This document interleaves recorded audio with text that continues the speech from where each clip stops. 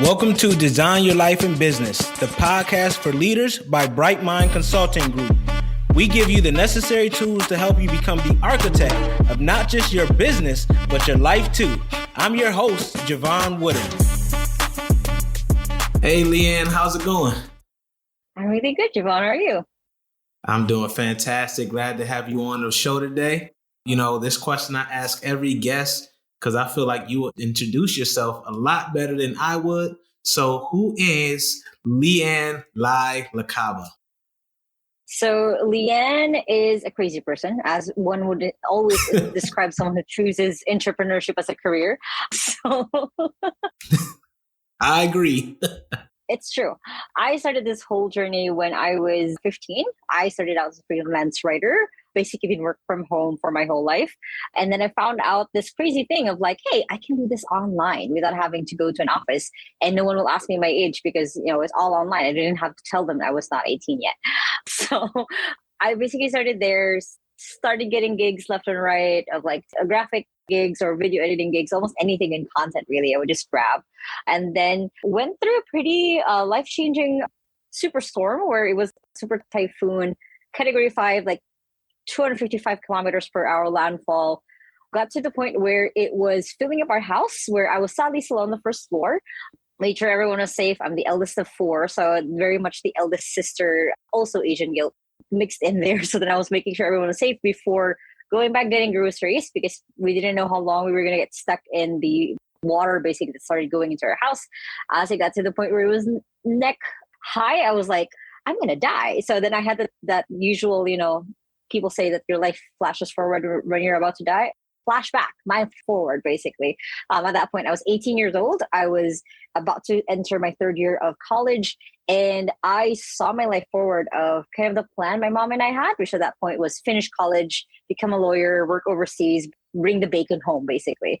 And I remember that feeling until now. It's been almost 10 years later of just hating that. I didn't want that to be my life. So I made a promise to myself that if somehow I got out of it alive, I was going to change and follow writing and pursue that. Till this day, I have no idea how I got out of our first floor. For some reason, my only memory is calling my brother, giving him the grocery. I have no idea up to this day how I was able to get to the 2nd floor, even though the water was filling up fast. And since then, kind of changed a lot of... Wait, did you say you gave him groceries while you were swimming? Yeah, I think I had it in my head because I was really good at balancing, ballerina background. One hand had candles, the other one had, I think it was my phone. And then I had like a matchbox in my mouth, spit out the matchbox, screamed for my brother. He came running and he was like, oh crap, you're about to drown there.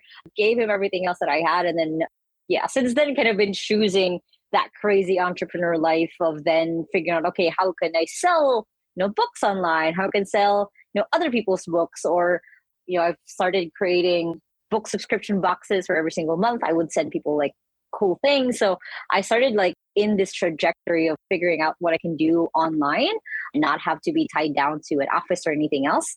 And part of that was stumbling onto a remote job, first full time that I got of being an editor, which as a bookworm is everyone's dream to be an editor for a publishing company because you get paid to read. And then found a mentor through that. I basically, a few years in that job, the founder, big white guy from Seattle was like, okay, we're changing companies. The current managers are going to lead those companies and we need someone to lead the publishing company. And I raised my hand. I was 19 years old, almost 20. And I was like, sure, I'll do it. I'll figure it out. I need interpreter training anyway. Became CEO a year later, ran that for about 3 years. And then when I was 23, I really wanted to start something from scratch. Like I've done all of these other side gigs, anything that could land on my lap. And I wanted to start a service business from scratch because I really got to the point where it became a full circle moment for me where people started asking me like, hey, how did you do it when you were working from home when you were 15? And I was like, I want to create a business that creates jobs for Filipinos so they don't have to, go overseas because my dad had that life path of he could only go overseas to be able to provide a really good, life for us. So I want, You got a lot there. So in order for people to understand all of this stuff, tell everyone where you're located. I'm from the Philippines.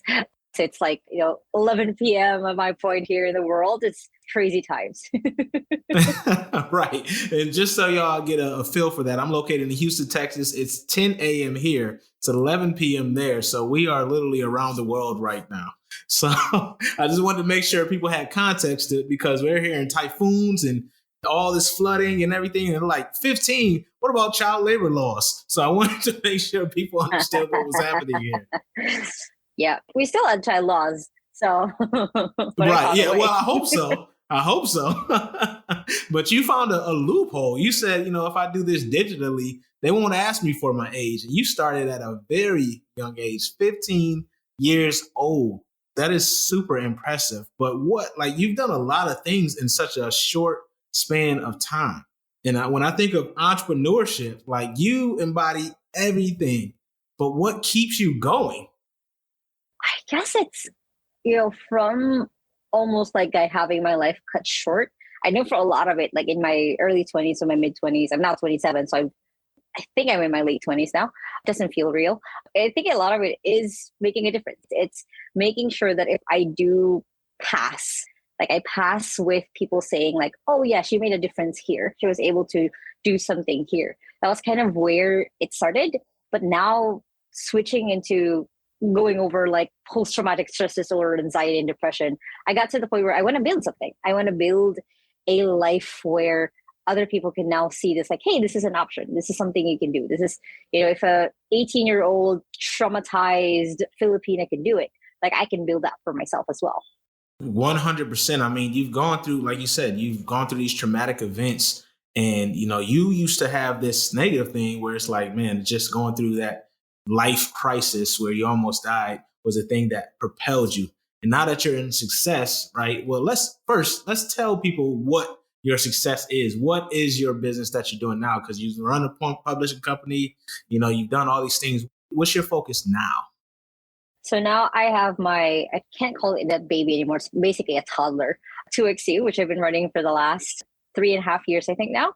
Basically started October 2019. And it's basically a executive assistant outsourcing company. We've also now built a whole operating system behind it. So aside from getting an executive assistant, you also get like databases and assets and systems built into your business based on what you need. And it's been my fuel. It's been everything that I've been crazy mad woman about in the last couple of years. So do you still do the publishing as well? I'm sorry, I didn't let you finish that story. No worries. I still do consulting. Like it's one of our sister companies now. I basically partnered with that boss, that mentor that I got. I was like, I want to start my own business. And like, you're older, so you probably know more. So I just want to partner with you so I get all the shortcuts. Absolutely smart. So what has that mentorship meant for your career or your entrepreneurial journey? Well, a lot of it was that sadly at the point of my life, sometimes still, I had just a lot of anxiety about everything. I would overthink. I would not end up pushing something just because I was too, quote unquote, shy, or I was just scared to do it.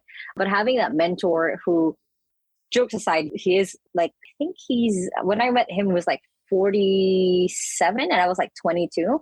So he had like a lot of years ahead of me, basically double of my life. But then, and we make that joke all the time. But he was able to be that calm of like, no, he'd always be like, I've gone through worse. I've lived in my car in the US where it's freezing cold and I'm here now. I'm like, okay. So it just gave me that sense of calm. I'm like, okay, someone else knows what they're doing and I might not for now, but I can have that, I guess, just that solidarity that I can figure it out, that he knows parts of what he's doing. A lot of it we figure out together, but it's that I call him my American dad, which is always a funny inside joke because he's like 6'2" and I'm 4'11". So when we do talk on stage, it's like a funny, imagine your pointer finger and your thumb together. That's us. So it's become that partnership. So yeah, it's been amazing.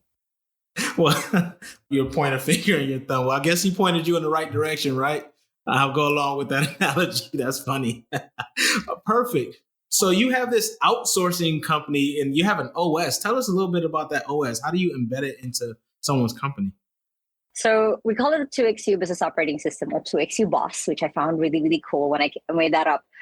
It's basically a collection of all of the books that I've read in the last 10 years about business, which is like a combination of the book email, traction. There's a really amazing book called 24 Assets by Daniel Priestley. I basically grabbed what they would say you should have in your business. Like, for example, creating your own vision statement, your mission statement, your org chart, your marketing strategy, your content calendar, blah, blah, blah. I put that all into like a checklist.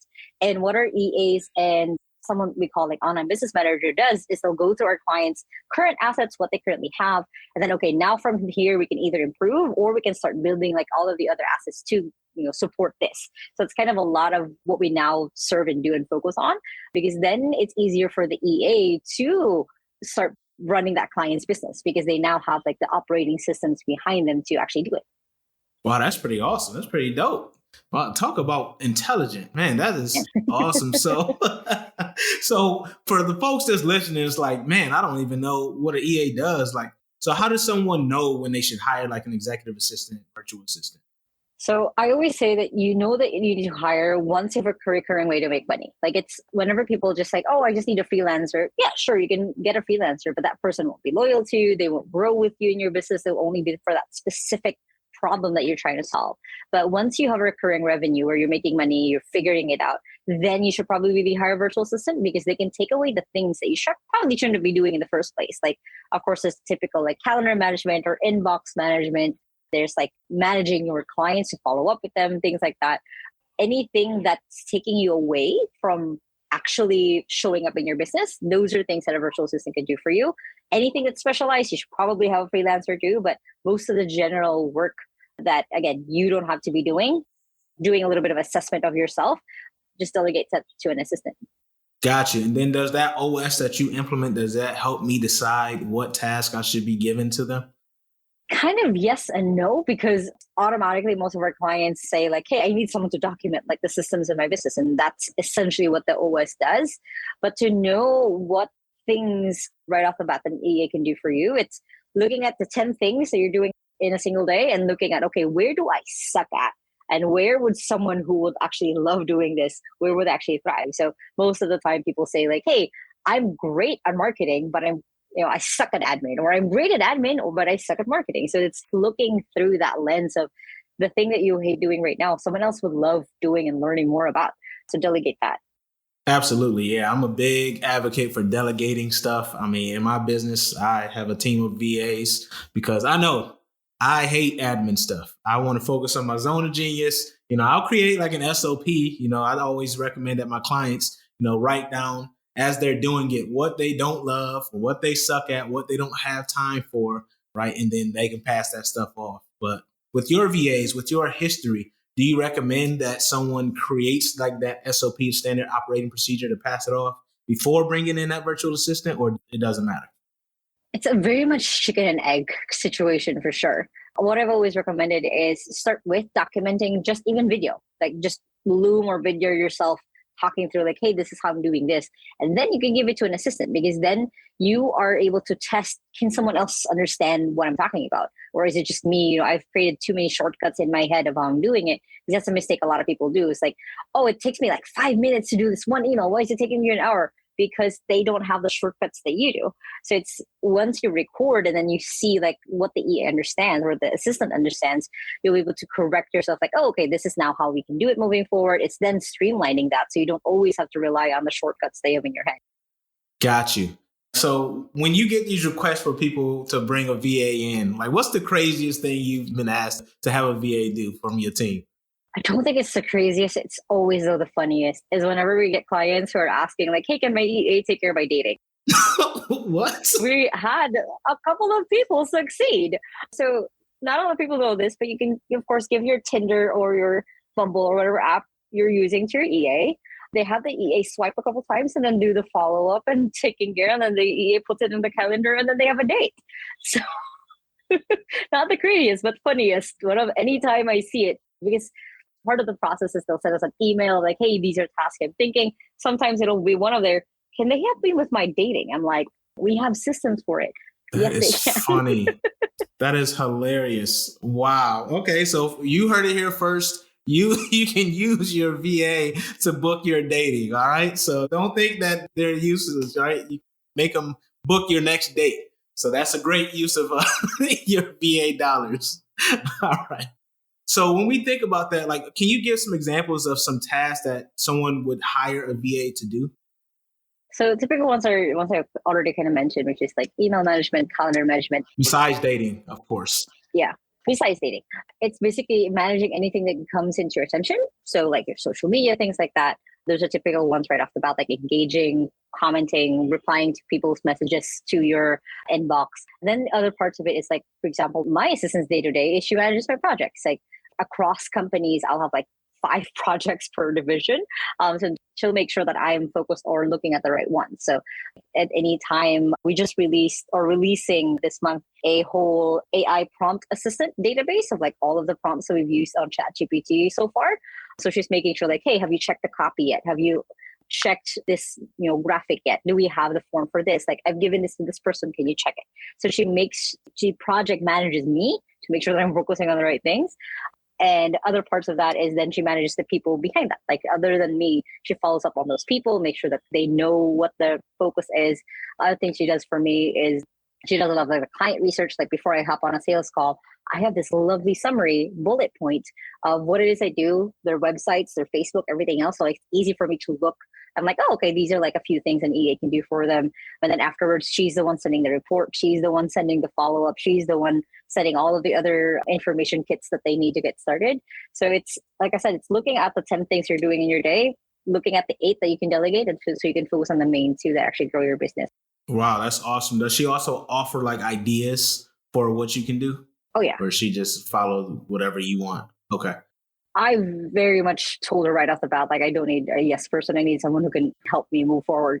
Absolutely. Yeah, I agree. I feel like if I'm bringing someone on, I will definitely want their input to get that diverse thinking. I know my VAs, man, they work wonders, right? With copywriting, with outreach, like everything I think I know, they're like, you know what? You ever thought about doing it this way?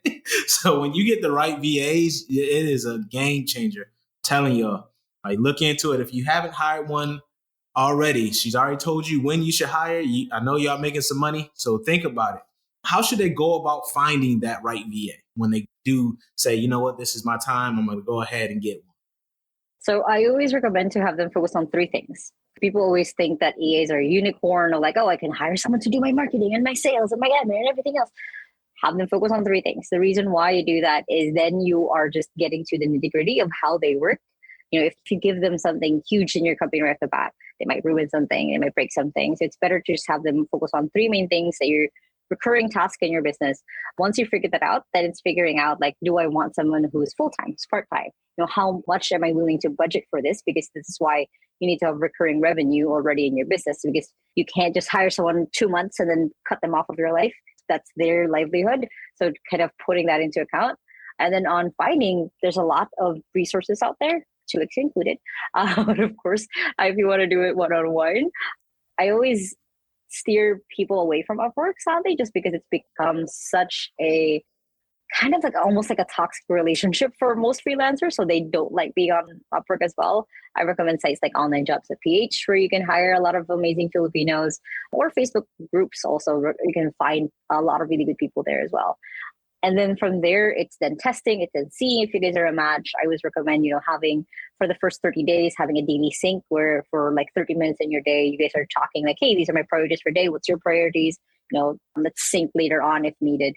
But it's kind of having that back and forth where you guys are clear what's supposed to be the priority. So it's starting up that journey. And it's not the easiest journey, but it's kind of part of turning yourself from solopreneur to business owner is if you go from owning a job to owning a business with systems and people. Got you. No, that's great advice. And then you even gave some jewels on where to find, including you. So are there like certain questions I should be asking, or it just depends? Main thing I always look for is, aside from, of course, the hard skills, is always the soft skills. Like, how do you handle yourself during stress? Like, how would you handle if I gave you too many things and you don't know where to start? It's kind of always testing out like how they would react to certain things, just because like you don't know their gauge. They don't know probably how it would be like to work with you. So it's giving them that background of like, how would they react with this? Because you know yourself, hopefully, and they will be able to understand like what is expected of them. That's the biggest part, is having those clear expectations back and forth, what is expected from them and what they also expect from you. Like, how do they want to be managed? How do they want to be communicated? Because then that's part of building a relationship. It's not a one sided bridge, or else you just will never get there. It's two sided bridges. So it's getting to that part where you connect and like you make sense moving forward. Yeah, and I agree. And then I also would let the audience know that, you may not find the right person on the first try. Like I've gone through a good amount of VAs to find the team that I have now. And then sometimes I've run into where they start off fantastically. And then next thing I know, they're ghosts. I don't know what happens there. So what are some like pitfalls of bringing on VAs that you've seen? Well, what is one that you've mentioned? I was appalled and flabbergasted the first time that I came across it. It's called the disappearing Filipino trick. And I didn't know that it was a thing until I started hiring myself. And it was more flawed because I didn't believe it. I'm like, no, Filipinos won't do that. I was in an interview connecting a freelancer with a friend and doing that final interview with them. And all of a sudden, they're out of the interview. And I'm like, that's what it is. So that's one. It's just like if you sadly don't get the right person, or you honestly, on the other side of it, they do get spooked. Like I know I have times where I get spooked or asking someone for something just because it's part of our culture to be very respectful, very, we will trust our elders, or we'll follow what our boss says. So it is a little bit just a spook of like, you guys forget, you guys are taller, you guys are foreign, you guys, we've never seen you before, we've never met you before. So there's a little bit of that. We're also taking a risk. And if we put in ourselves into this, that it doesn't turn out, then we just wasted like a couple of months with this person who wasn't really a right fit. So that's part of it. So that's one. The other one is you do lose a little bit of, there's always something different when you've met someone in person. Like I'm very lucky that since I'm here in the Philippines, I get to meet up with my assistants once a week, and then all of our company once a month, because it's a little bit different. But it is possible. Like I did go through, a year and a half during the pandemic of not meeting my assistant just because we couldn't. That relationship can be developed. And I guess a good third one is they will leave. It's kind of part of everything else, like of life. There will be a point where they're like, okay, I think I've grown enough here. I think I'm going to look for other opportunities or things that I can do. Or it could be like a family thing that they've got, new pressures. We've had employees who gotten pregnant or their wives got pregnant and they need to, get a higher paying job to be able to support the family. So just keeping in mind, it's never personal. That's like, hey, thank you for being here. Had fun. Just help me along with finding the next one and it'll be good. So things like that. Sounds like the States to me. I mean, I work with some people that disappeared too, so it's all good. So it's just the cost of doing business, right? So we've covered a lot, and you talked about, how you can leverage a VA. You talked about how you can find a VA. What's the price point that we should be thinking about when we're a fair price point, I should say, for hiring a VA? Thank you for saying fair price point, because a lot of people automatically, when they say, oh, it's Filipino VA, you just pay them $1, $1 or $2 an hour. But honestly, like that hurts a lot of people who are trying to find a job where they don't have to leave the Philippines.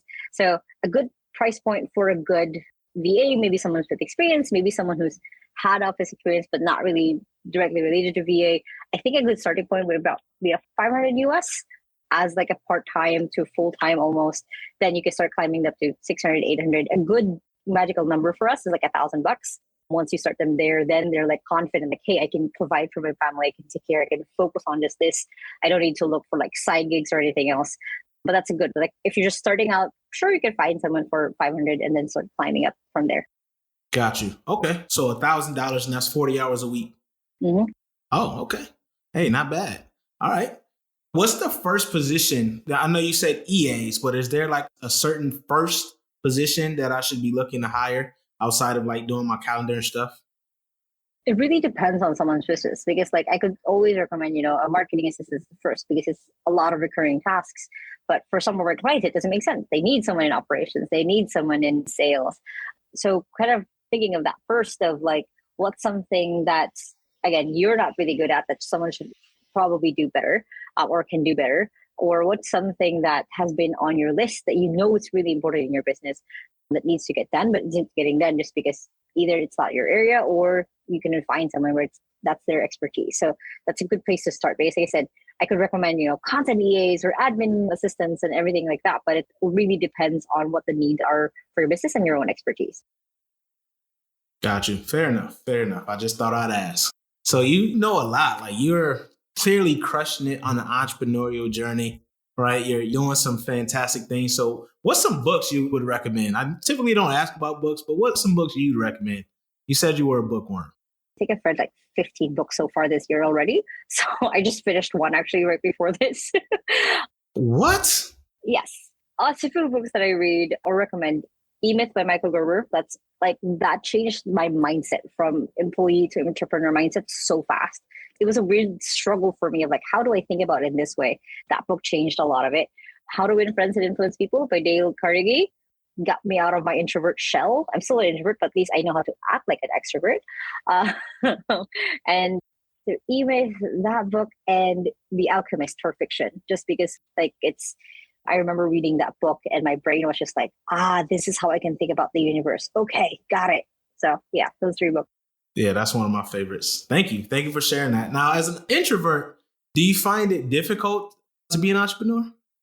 Yes and no, because there's things where because I'm an introvert, I love thinking by myself, like not being surrounded by people because I can get drained out so fast if I do. But also like that's the part that makes it easier. It's like I'm comfortable with being alone. I'm comfortable with like thinking things through. But for the no part, like it took me a while to switch to that. Like, oh, I need to be there for people. Okay, how do I do that? So like figuring that out step by step of like how to show up for people, that was a little bit of a struggle versus people who are, extroverts and like, oh, I can do this, I can do that. It took me a while, especially since I did start managing people at like 20 of how to do that, what that picture looks like, given that I've never had a manager before. I've only worked with clients one-on-one. So it was a struggle, but it's possible. Clearly, you're crushing it. So it's definitely possible. So how do you like to recharge? Reading. Reading or having quiet nights where I'm just like tuning into whatever TV shows or a movie, whatever's coming on. That's kind of usually, or I solo travel. Like I will actually like get on a bus, not know where I'm going, but then on the way I'm booking the hotel, I'm booking where I'm going to go. But that's one of the ways that I fully recharge, just like solo travel somewhere I've probably never been, and just letting people know that, hey, I'm safe. This is my location, but I'm good. No, I love that. What's your favorite place that you've been so far? Favorite place for solo traveling has always like, I really want to go back to Taiwan so bad because Taiwan had the food, had the transportation, had the cheap, found like $10 per night capsule hotel that was super cool and futuristic looking. But like, yeah, Taiwan has a special place in my heart of like a place that I want to go back to, even though I've traveled in other countries before, but it's that place that has a little special place in my heart.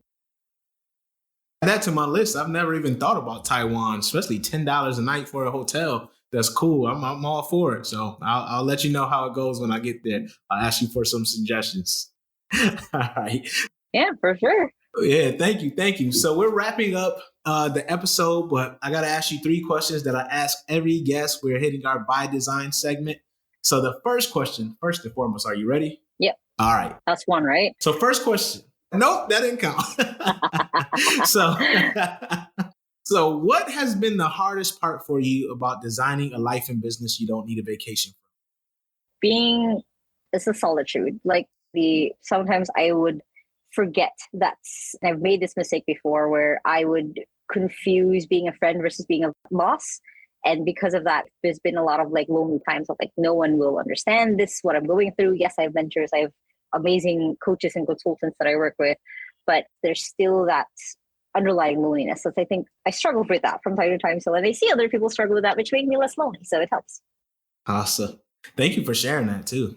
Number 2 is, what is the best lesson you've learned from your entrepreneurial journey? You're never starting from scratch. There's always someone who's learned it, someone who's gone through it that you can ask from, you can get advice from, and you are on your own, but that doesn't mean that there's not an army of other people who've gone through it who can't help you. I love that one. Number 3, what are 3 tools or tips that you'd recommend for someone scaling their business? Oh, really good one. On the tips, find a team who would help you get there. It's that solitude was a big part of when I was starting to XU. I didn't know how to build a team, how that looked like for me. I knew how to do it with other people, but not for me. So that was a lot of figuring out. But when you have the right team, that's like the ultimate productivity hack because you get so much done without you doing it. And the second one is I'm in love with Notion. Just like I'm hoping for one of these days that Notion reaches out to me for sponsorship for each video or something, just because all of our clients, I somehow will get into Notion, even though they're using a whole other system, just because it's an amazing tool for me. I guess another productivity hack is taking a break.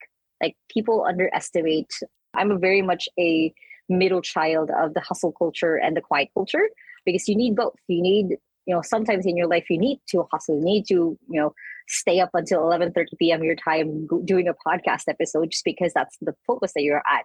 And sometimes you need, like, hey, I'm ending my day at 4 p.m. I'm really ending it earlier than anyone else because I need this rest to recuperate and get back to where I want to be. So it's that of like keeping in mind that you can't keep pushing. There has to be a point where you have to go back to yourself and rest. Absolutely. I agree. There is a law of diminishing returns. If you keep pushing, eventually something's going to stop you, right? Hit that wall. So no, thank you for sharing those. It's been a pleasure and an honor having you on as a guest today, Le-An. And how can people find you? Well, I'm everywhere. I'm on LinkedIn, I'm on YouTube, Instagram, everywhere else. It's all the same username for me, but LinkedIn is probably the best bet. Awesome. Okay. And it's your name, I'm assuming? Yes. Le-An Lai Lacaba, just straight, without the dash. All right. Perfect. We'll have that in the show notes. So check her out, connect with her. And if you need a VA, look for her and look no further. She has a team of them, right? All right, Le-An. Well, I'll let you go. I appreciate your time and I look forward to all the amazing things you are doing. Keep ascending. Thanks, Jevon. Design Your Life in Business, the podcast for leaders, is brought to you by Bright Mind Consulting Group. To find out more about Bright Mind Consulting Group and how you can become the best leader possible, visit brightmindconsultinggroup.com. Make sure you search for Design Your Life in Business on Apple Podcasts, Spotify, Google Podcasts, or anywhere else podcasts are found. Click subscribe so you don't miss any future episodes. On behalf of the team here at Bright Mind Consulting Group, we cannot thank you enough for listening.